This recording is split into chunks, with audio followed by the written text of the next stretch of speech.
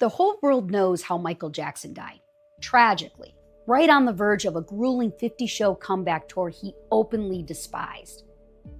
But what you don't know is the real reason he was forcing his body through that absolute hell. He was completely broke.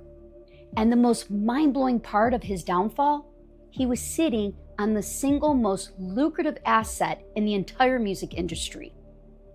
His crazy spending habits ran up massive debts and forced him to go back to work.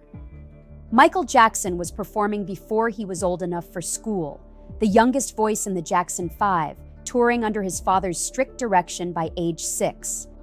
By his 20s, he was a solo phenomenon, with his off-the-wall album in 1979, Thriller in 1982, the best-selling album in history, over 70 million copies worldwide. He debuted the moonwalk on live television and stopped an entire country in its tracks.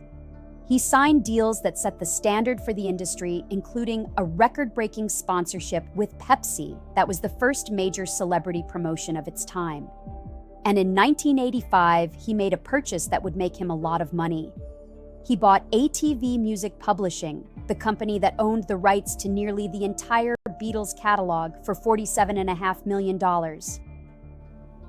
That purchase would end up being both the smartest financial decision of his life and the beginning of the very debt that nearly swallowed his estate whole. As the catalog value grew to $500 million, Jackson began borrowing against it again and again, using one of the most valuable assets in the music business as collateral for loan after loan. Neverland Ranch alone cost millions a year to maintain. Legal battles in 1993 and again in 2005 drained tens of millions more, whether or not the allegations were ever proven. By 2007, he was reportedly on the edge of defaulting on more than $270 million in loans still owed against that same Beatles catalog.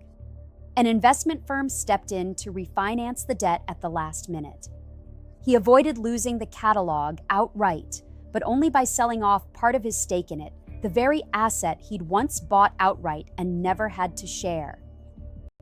By 2009, Michael Jackson was preparing for what was supposed to be his comeback. 50 sold-out shows in London, called This Is It.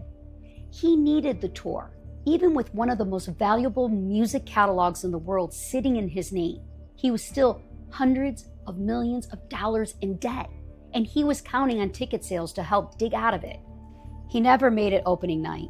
He died just weeks before rehearsals were set to wrap. The estate he left behind spent years untangling the same problem he spent decades creating. Assets worth an enormous amount on paper, and nowhere near enough cash sitting anywhere to cover what he owed. It eventually took his children over a decade of careful management to turn that catalog from a debt problem into the windfall it should have been all along. Michael Jackson's problem wasn't that he didn't have enough. He had one of the most valuable assets in the music industry sitting in his name the entire time. His problem was that almost none of it was liquid, and he kept borrowing against it instead of living within what actually came in. That's a trap that doesn't require owning the Beatles catalog to fall into. Anyone can end up asset rich and cash poor. A paid-off house, a valuable investment, a piece of real estate, but not enough set aside anywhere that's actually accessible. The real goal isn't just building up value on paper, it's making sure some of what you have is actually liquid. So a bad year, a medical bill, or a market downturn never forces you to sell off the very wealth you spent a lifetime building. I'm Amy.